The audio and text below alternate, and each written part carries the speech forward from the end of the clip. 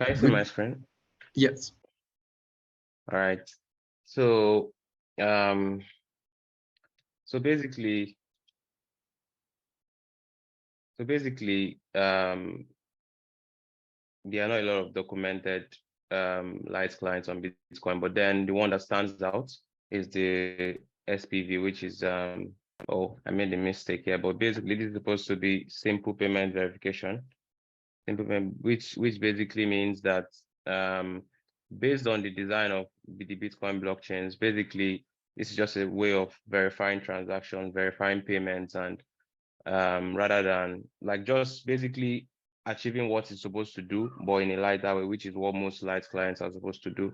So basically here are like some key things about the SPV, which is basically for verifying Bitcoin payments. And then they use this, you know, the Meku tree used in Bitcoin is quite simpler than the one used in Ethereum and other chains. So basically, you just get the Meku roots from the block header. You verify that all the transactions, or you verify a particular transaction, you verify that that transaction is a member of the block, right? Of the block. You don't need to verify the whole chain, but then you just need to verify that a transaction is part of a block.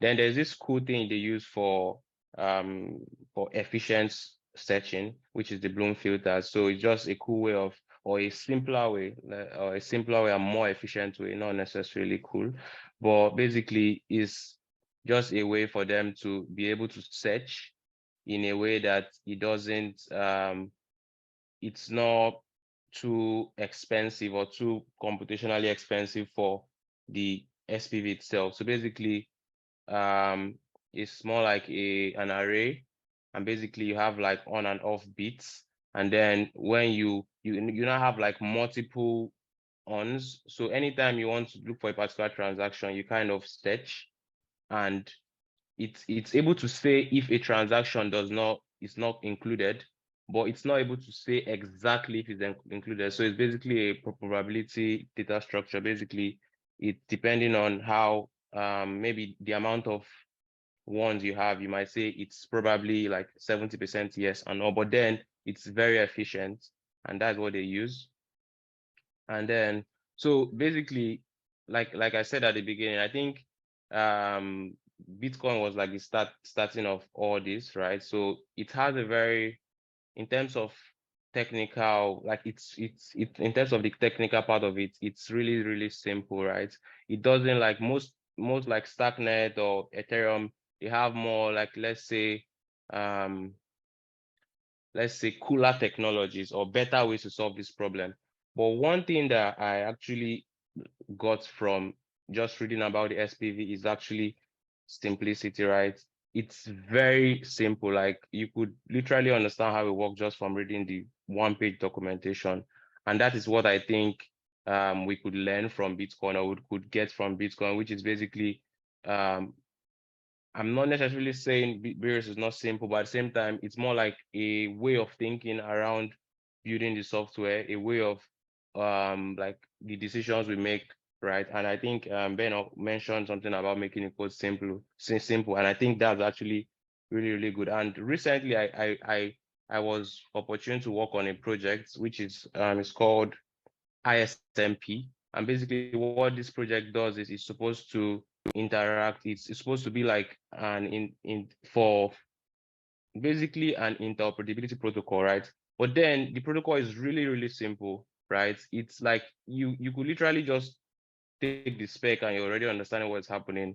And that's really, really something nice, because in as much as it's not something that's popular, if you're able to understand something really well, in the long run, it kind of helps understand how it works, and in turn, it brings more people into the ecosystem, because a lot of these things are kind of scary when you look at them and you look at like a lot of things happening. But then when you have like a simple way of doing things, or a simple architecture, a simple way of solving problems, you're able to get more people to even join. And also the development is faster, and there are like many other benefits of having a simple architecture and a simple code base. So like I said, right now, most of the technologies for light clients are more shinier than what is currently available in Bitcoin, but it works really well, and they're using it, right?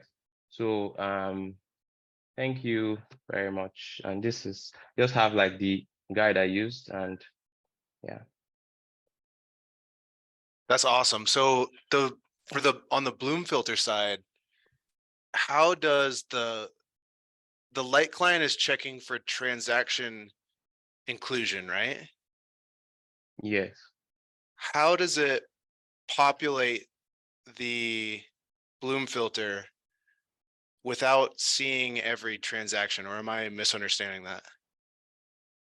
Okay. So the way I think it works is that it creates a the Bloom filter itself and then sends it. Then the node could like on and off things based on if it actually exists in the block. So that's how I think it works. But then this resource would also say more about it. For yeah. Okay, okay. Yeah, I mean that's how I understand it too. And I know that Geth uses a Bloom filter too. I think like you said, it's a long array, and each slot in the array is filled with a hash of a transaction, and it's basically that bit is turned on. But the thing I'm Yeah, confused about is like, in order to check for transaction inclusion, it would need to know every transaction that had occurred to date, right? So that's almost like something a full node would run and populate. I think the check happens in per block, I think, Okay. because even based Okay. on, yeah, it doesn't happen for the whole chain. So I think the idea is that you don't necessarily have to check all the blocks, because if you're able to get like a honest node and fetch from them, because they are like will I say the block with the highest depth, you can say that they are the most trusted or something like that. So yeah, I don't think you necessarily check the whole chain, just check per block. Even the whole idea of SPV is not the whole chain, just a particular block. So you can Okay. check for transaction in a block. Yeah. Okay. Would you be willing to do a spike on how we can incorporate a Bloom filter? Yes. I don't know what I mean by spike, but I would be willing Spike to like do some.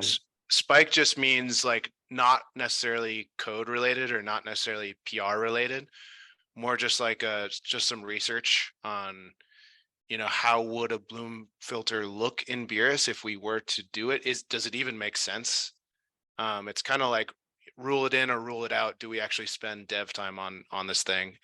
And again, a spike is still a contribution. So, as far as only dust, that would still be seen as a contribution.